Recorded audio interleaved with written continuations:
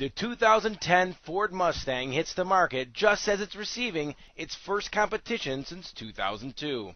Ford has answered its new competitors by giving its iconic pony car a more modern look and a vastly improved interior. The main intent was to create a modern interpretation of the classic design icon, which is Mustang. And what we wanted to do was make it more contemporary, more modern, and more sexy and sleek than today's car. We elevated the bumper height from today's car, brought the corners lower down to the ground, wrapping around the wheel arches more tightly. And this gave a more sinister, hunkered down approach to the front end of the car. We've introduced LED technology for the first time on the tail lamp with distinct chambers lighting up.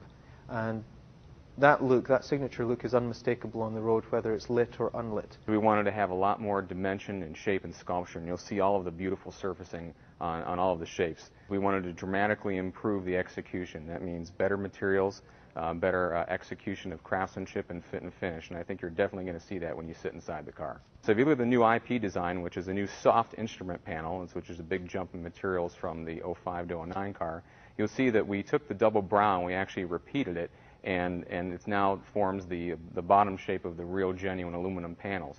So in doing things like that, we just took everything that made it a Mustang and emphasized it and made it better. When we made the gauges sub-flush of the IP or drilled into the aluminum, what that did is it did two things. Functionally, you now were able to see the numbers a little bit better because the depth of the tunnel was reduced. What that did is it gave us a little bit less room for the actual lens that went into the cluster. So we had to come up with another solution. So we went through a bunch of iterations, and we saw that a conical shape actually would work for us, and it actually would reduce glare.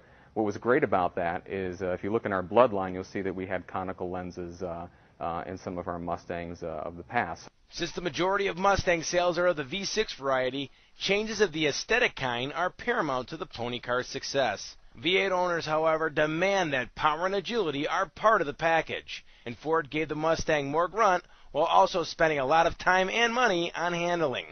On the V8, one thing we did do was increase the power to 315 from 300, the torque from 320 to 325, and we did that by going to a cold air intake. So instead of grabbing air out of the wheel well, we're grabbing it out the front of the car, so you're always getting cold air.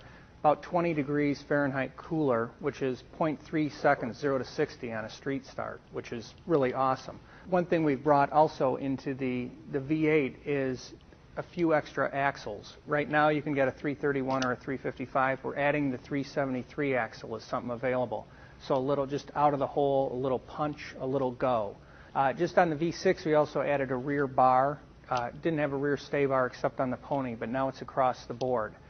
We upped the spring rates and we increased the damping. We have a few more knobs in terms of our valve stacks and things on the shocks. So what that does is on both cars is we're able to have better control, better primary ride control without making the car harsher. In fact, so we have better control. It's flatter when you're turning. It's flatter in pitch when you're braking or when you're accelerating.